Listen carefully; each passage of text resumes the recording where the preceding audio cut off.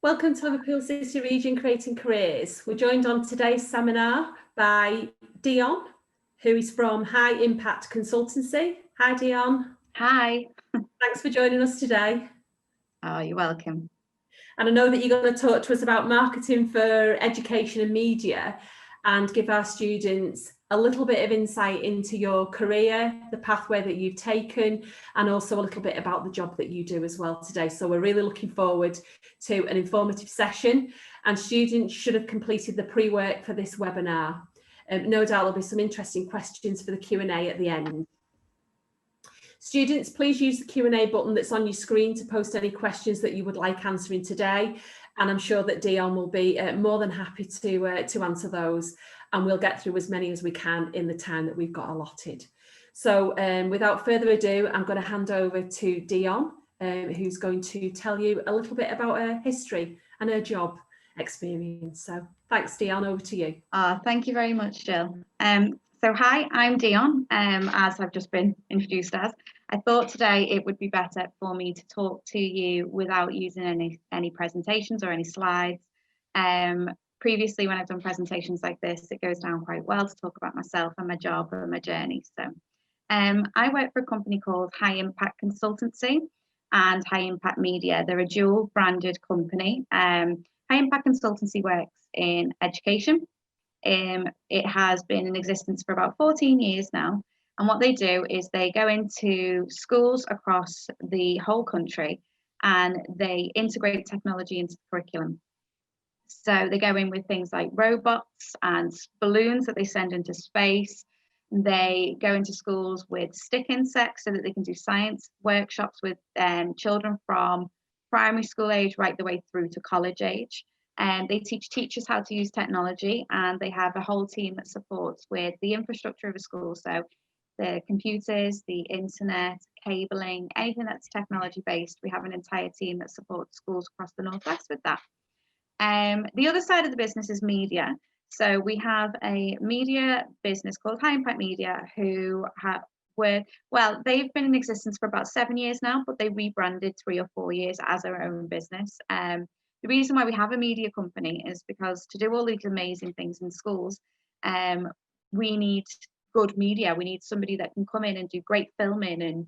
And if we're doing something like an alien crash landing into a building for a workshop, we need somebody that has the ability to do that. So we've always had our own in-house media team. It's just around 4 or 5 years ago. We expanded slightly because the corporate world, the business world, wanted a little bit of the media that we provided for schools. They liked it, they thought it was great, so they wanted some for themselves. So about 4 or 5 years ago, we created our own department, which now has videographers, photographers, graphic designers, web designers, all within a department. And they work with clients all over the world. So Tommy Hilfiger Worldwide is one of their biggest clients. The Liverpool Football Club, Twickenham Stadium, the Roman Baths, Sunseeker Yachts, any big brand you can think of, our team's probably worked with them, and they do that across the world. They do a lot of traveling, our media team, anywhere from China to France, to Greece, to Spain. So that's what they do. Now, my role within that whole team is I head up our marketing and sales department. That's my job. So my job really is to shout about and tell people about what we do, and also to bring in new business. So to tap into new business and try and get those businesses that we've just spoken about to be looking at us, and schools as well, to tap into new schools and to make sure that schools know what we do and to make sure that they know how they can get the services that we provide. But before I go into what I do on a day-to-day basis, I'm just going to tell you a little bit about my career journey so that you can know how I've got to the place I am now. So I went to school on the Wirral. I went to Wirral Grammar School. For anyone that knows the Wirral schools, that's where I went. After school, I went to university, and originally I went in to study architecture. I was very good at design and I was very good at English, but I went to school to study architecture. I did architecture at university for 2 years, thinking that I wanted to be an architect. I was really excited about it. I'm going to go out and I'm going to design buildings. I loved the course. The course was great, and it certainly taught me a lot of things that I now remember and I now think about in day-to-day life. But about 2 years in, I remember sitting in a seminar with a group of people, and they were all talking about what they wanted to do, how they wanted to own their own firms, how they wanted to own their own business. And I genuinely sat there and thought, this isn't what I want to do. I like designing, I like the design element, but I didn't have any passion to own my own architecture firm, or I couldn't see down the line. So I had to have a really good think to myself that summer, and did I want to do this? Architecture is a 7-year course, so if you're going to do architecture, you really got to be in it for the long haul. I was doing well, by the way. My grades I was doing really well at university, so it wasn't anything to do with that. It was more a personal thing. What do I want to do? At the time, I was also working in America. So at 18, I went and did a Camp America experience after school. A friend of mine advised me go over to America to do that. I did it for a summer when I was 18 years old, and I absolutely loved it. I worked in theatre, dance, drama, and obviously worked with kids over in Massachusetts. I would fully and almost encourage people to do those experiences because they're absolutely outstanding. I met people from around the world on these experiences and made friends all over. I've got friends all over the globe now because of this. But I did that, and Camp America approached me in the October of that year and asked if I'd return to the camp that I was working at as a senior camp leader, I guess, working with senior camp and also overrunning and overseeing the theatre department. So I said yes. I signed up for the following year, and this all coincided at around the same time. I was at university deciding what I wanted to do. I'd signed up for Camp America, so I was over in America leading theatre when I was making these decisions about university. So I decided at that point to transfer courses. As I said, at school I'd always really enjoyed design, and I'd always really enjoyed English. So I transferred internally within the university, and I went over to do an English language and literature course. So I came back from camp, and then I went over to do that course, and I loved it. I didn't know what I wanted to do with it, wasn't entirely sure, just know that I really enjoyed English, and that is something that I'd advocate any person doing if they're picking a course they want to do, or they're wanting to decide on something that they want to pursue. Do something that you really enjoy, because you'll always come back to it. If you've got passion for it, you'll come back to it in some shape or sense or form. So I started my English degree, and then I continued to go back to the camps in the summer between my degrees. So I'd go over in the April, May, June of the year, and then I'd come back at the end of August. And I'd try and do a bit of traveling at the end of camp. So I'd go to places like New York, or Vegas I went to. I went over to Canada. So I'd try and utilize that summer as much as I could. Got paid to do it, so it was always nice to have that money in the summer, but equally so I was seeing a little bit of the world. I finished my English degree, still wasn't entirely sure what I wanted to do, but the camp asked me to go over in a more senior role. So they asked me to do, as opposed to just doing the summer, do about 6 to 8 months of the year. I would go over and help them with recruitment for the summer, particularly for the recruitment drive that they were doing. And then I'd tap on the end and I'd support them at the end as well. So I had this lovely period of time after university where I would work for 7 or 8 months, and then I'd travel in between. So I went to Canada for long periods of time. I went over to Australia. I visited New Zealand. And then I'd always return to the camp and do my senior role on camp. I was getting enough money at those camps to fund my travel and to save a little bit. So then I was happened to be online, and I was looking for future careers. What should I do? Obviously, I spent most of my time abroad at this point. It was a few years of me doing that. And I was approached by a school in Thailand who were looking for somebody that was trained in English to go and be a teacher at one of their secondary schools in a very small town in Thailand. So obviously that's a big jump. I traveled a lot on my own, so I was quite okay with that. And I thought, why not? Why not give it a go? Applied for it, and I was really pleased with the process, because it was, although I'd never traveled to anywhere in Thailand before, I was really pleased with the process. They gave me a very neat outline. There was training involved. I had to do lots of applications for it, and they'd sought me out. They'd found me through LinkedIn actually, but they'd sought me out And I then had to go through their process. So that year after I finished camp, I travelled over to Thailand for the first time ever with that company, and I went straight into training to teach. I did a few weeks training on national culture, a few weeks training on how to teach English in a Thai classroom, and then I was placed in a town in Thailand that had maybe 10 English speakers in the entire town. And yes, so I was there for 2 years, taught English at a secondary school, taught year 7 to year 10, taught them grammar, speaking and listening, and it was by far the most wonderful experience I've ever had. It taught me about culture, it taught me about perspective, different perspective, perspectives of people, perspectives of students, how to approach learning. It taught me about just there was different levels of poverty in Thailand, and I was exposed to all of them, and it gave me such a sense of it really gave me a sense of myself and who I was and what type of person I was, and an indication as to kind of what I wanted to do when I left. I then decided I wanted to go into teaching. So after traveling for so many years, I decided to come back to England. I had an English degree under my bag. I had some experience from around the world. I'd been a leader in America. I'd done theatre. I had experience of a classroom, and then it was, what do I do now?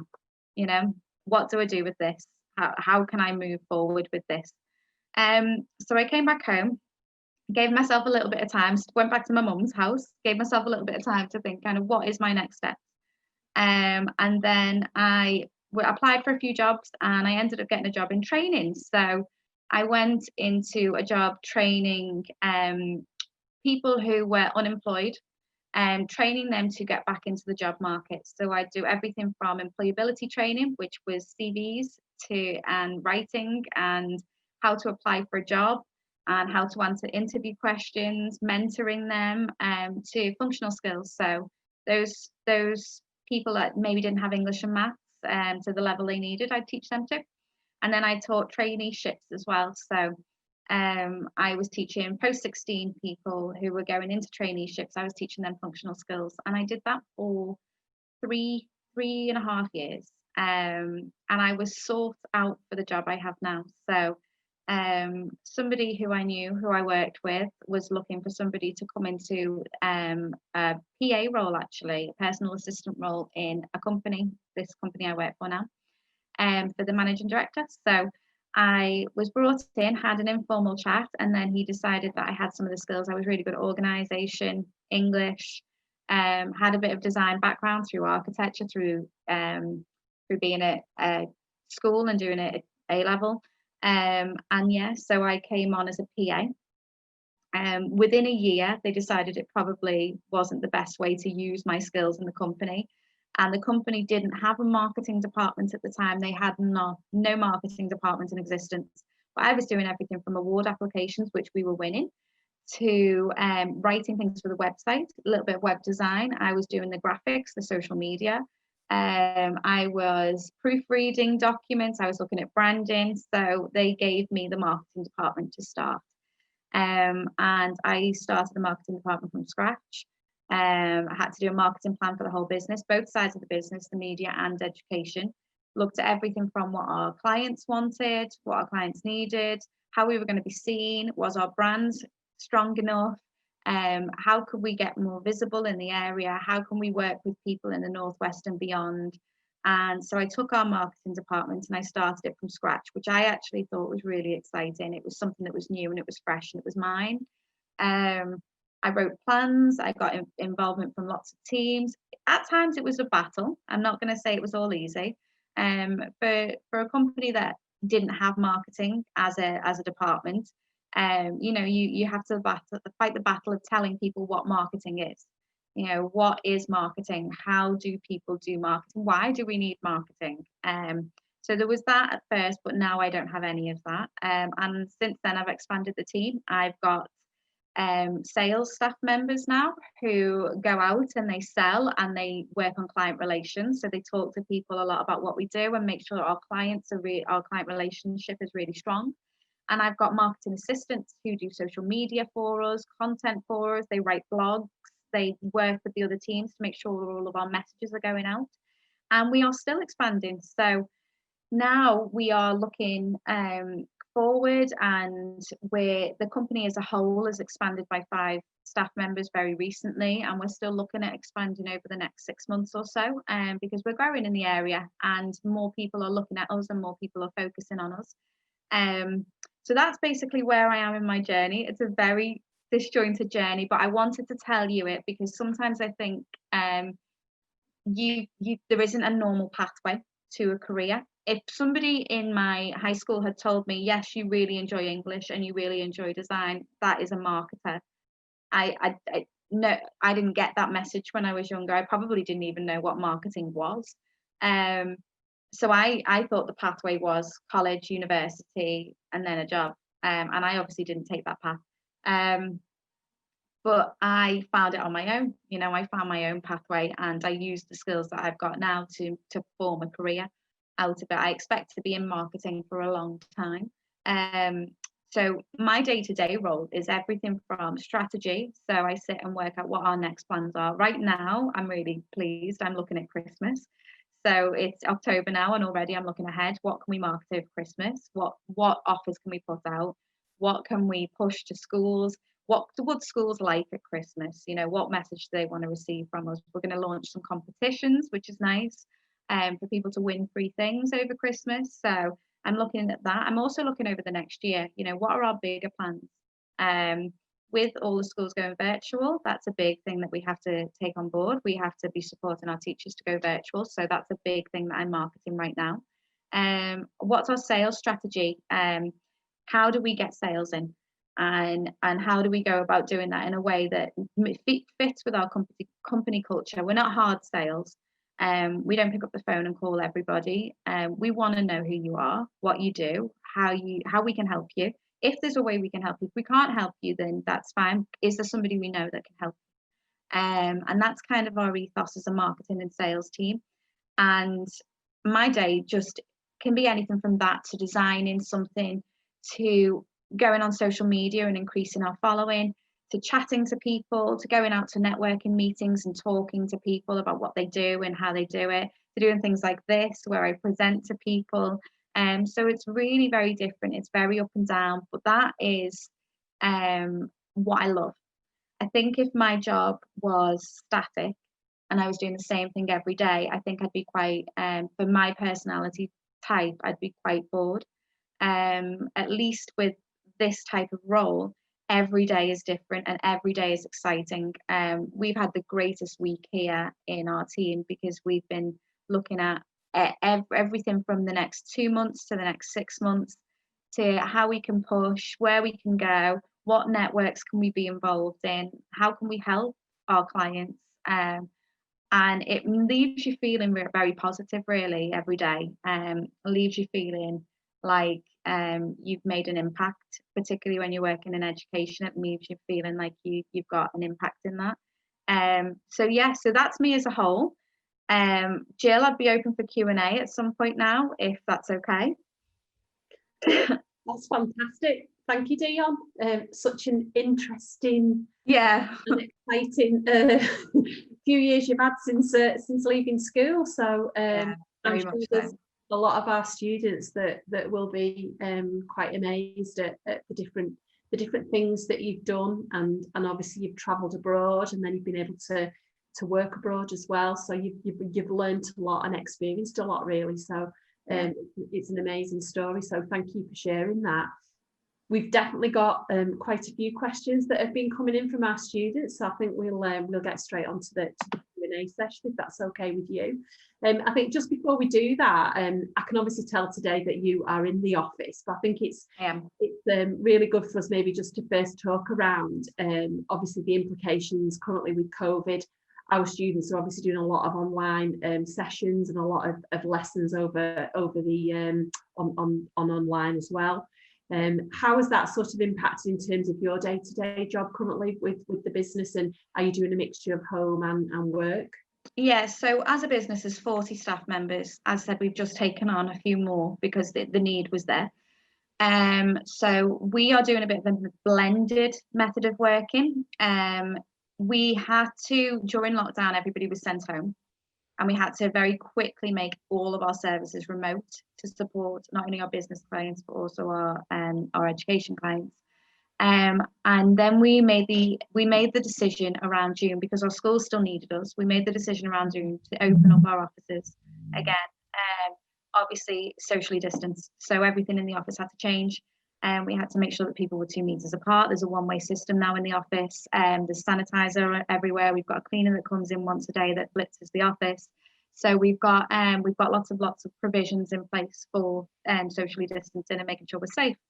And what we've done is, as each department, my department included, we are looking at our departments on a task by task basis.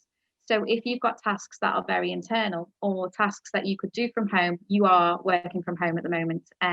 If you have tasks that definitely are inclusive and need a team environment to talk within a team, then we'll bring ourselves into the office. My team actually relies a lot on the team dynamic. It's throwing ideas around, lots of discussion, lots of split-second decisions. So actually, my team and I have made the decision to be in the office together at the moment. But there is lots of the team working from home, teaching from home as well. They're teaching over Skype. It's very nice to see some teachers teaching primary school children over Skype. You know, sort of put your hands up in the air like this, and the kids are responding to it. Our technical support, they have a remote offering, but equally so if there's an emergency, they're in schools as well. So we're really doing it on a case-by-case basis. I think it's working for us.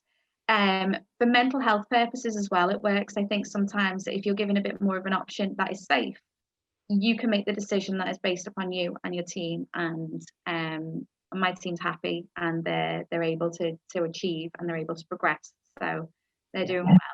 That's great. Yeah.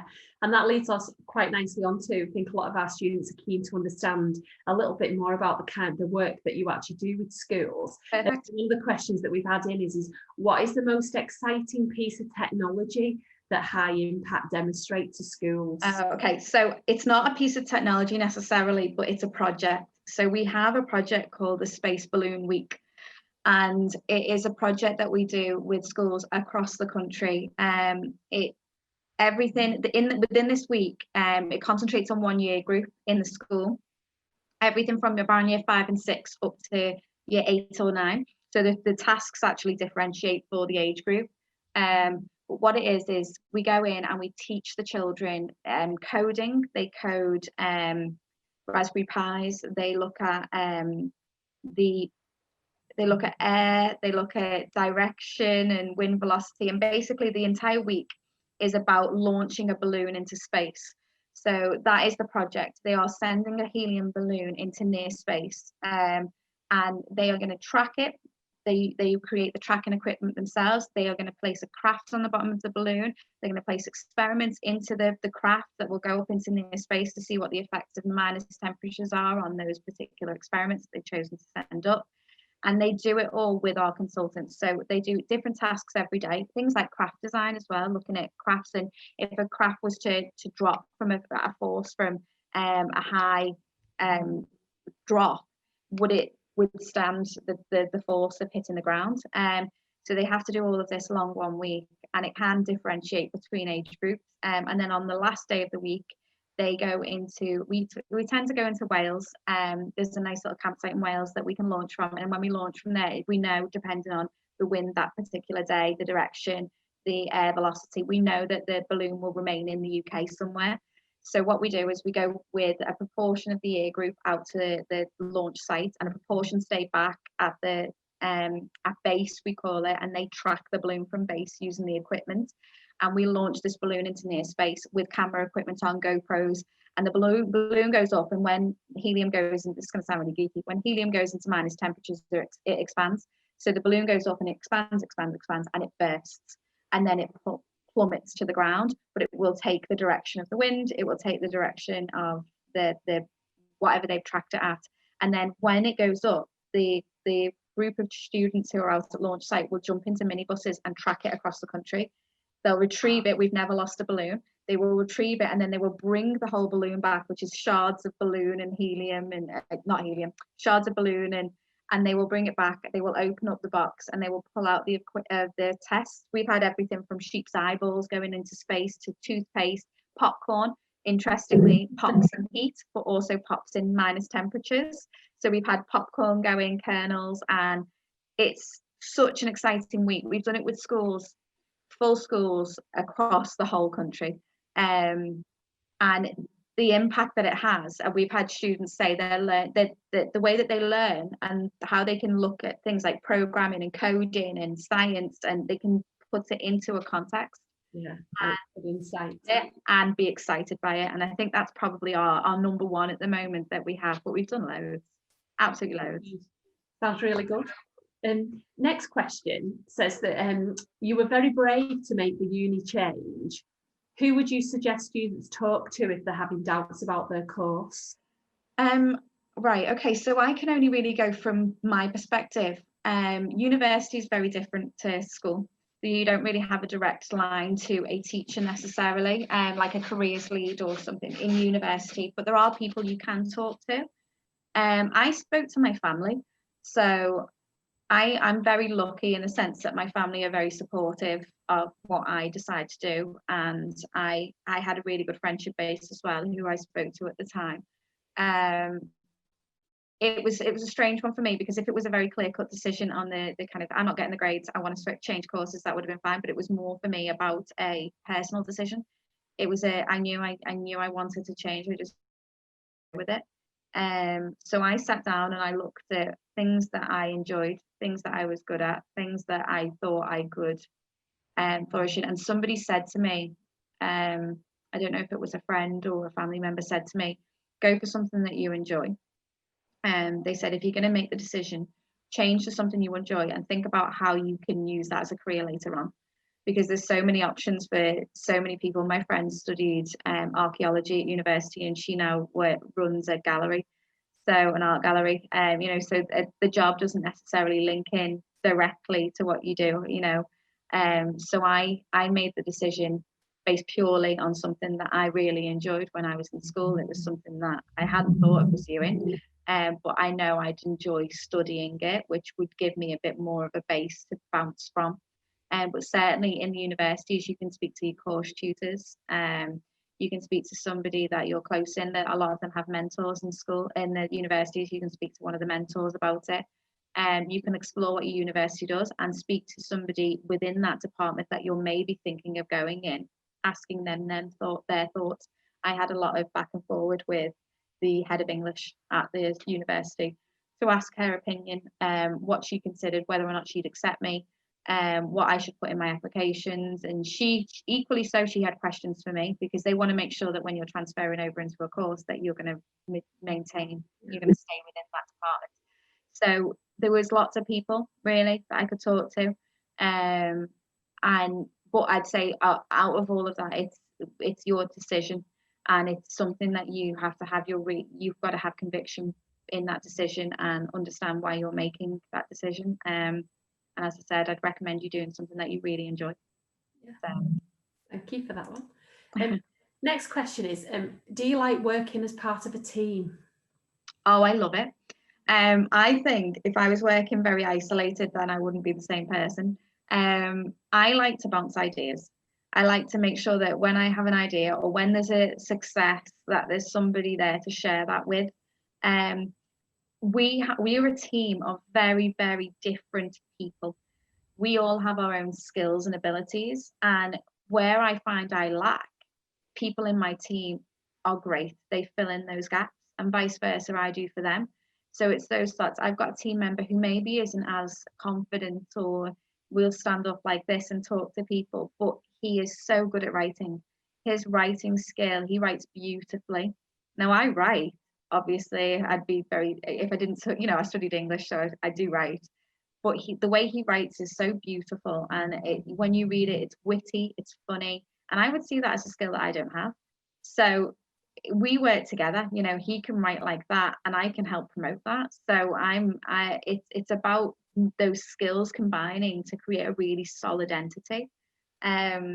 but I do tasks on my own. So yes, I work as part of a team, but there's always things that you have to do that are just yours, and I can sit for hours with designing websites, and that no one else is really involved in that. I sit myself and do it. But even then, when I've designed it, it's nice to be able to show somebody and say, what's your opinion on this?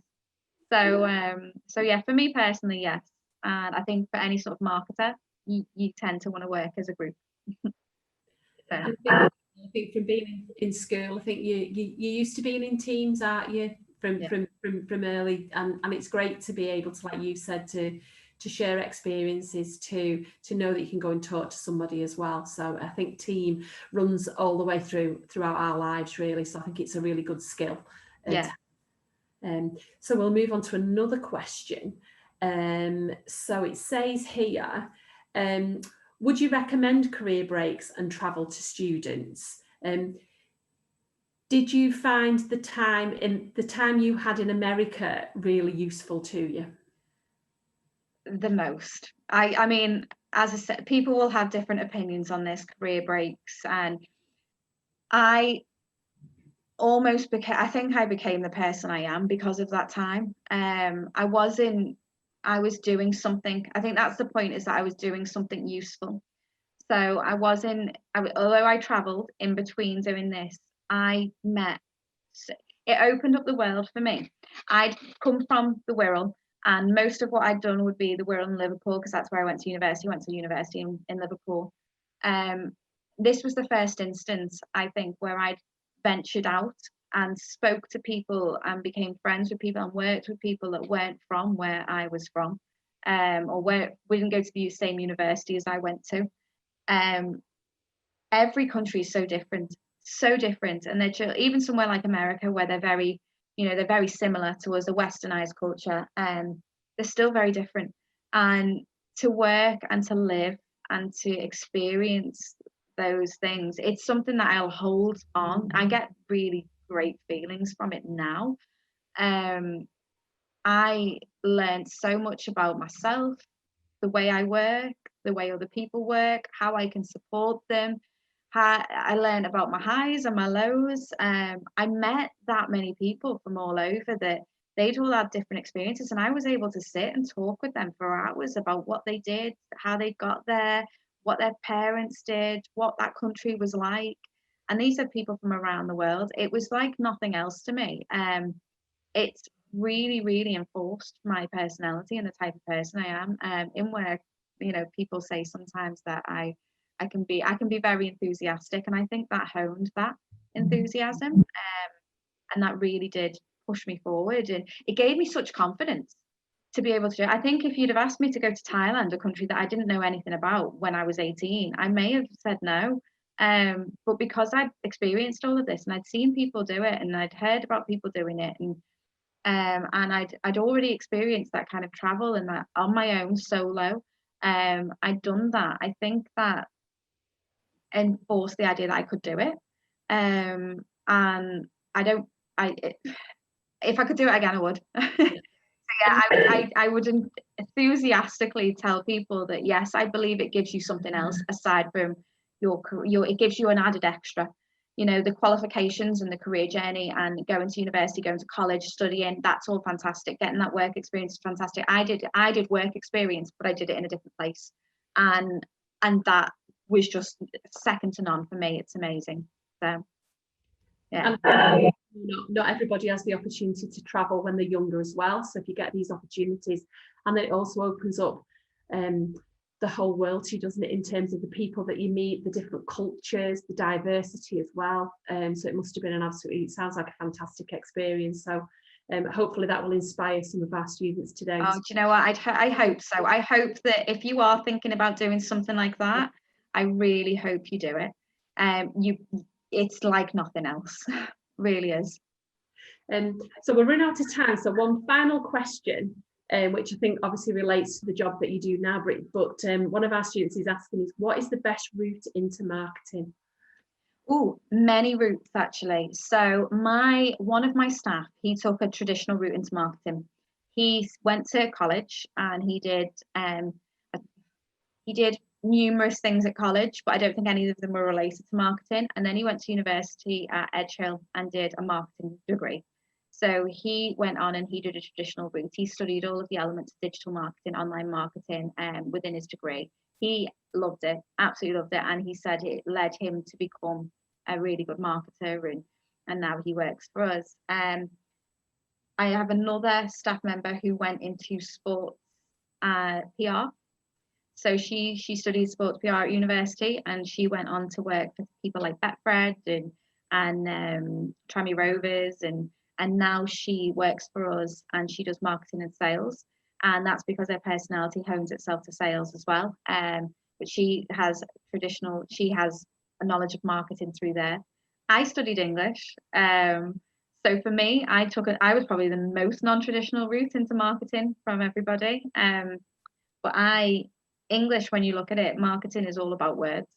It's about the words that you use, whether it's the words that I'm saying right now to the paper words or words that you put online. It's the words that you use. So you have to, that knowledge of words really helped me and gave me a favourable step into marketing.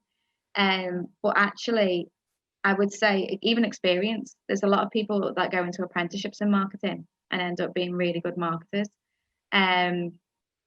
I'd say there's a number of routes you can take, but the experience is really good.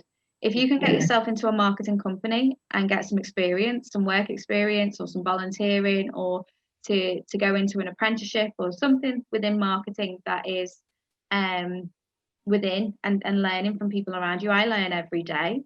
Even though I run the team, I learn every day, and I think that is something that's really important. So I'd say that is just equally as much as the qualifications, equally getting experience is really important as well. And there's a whole raft of different jobs, different roles.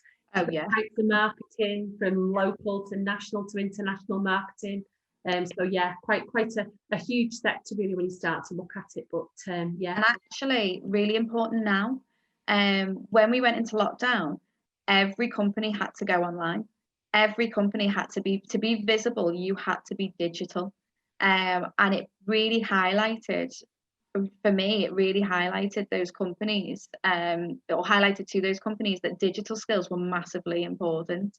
You found companies shocked at how quickly and rapidly they had to send their messages online and make sure that they understood how to do things like this, how to do Zoom calls, how to put their messages out, how to put videos out, how to get their ethos across.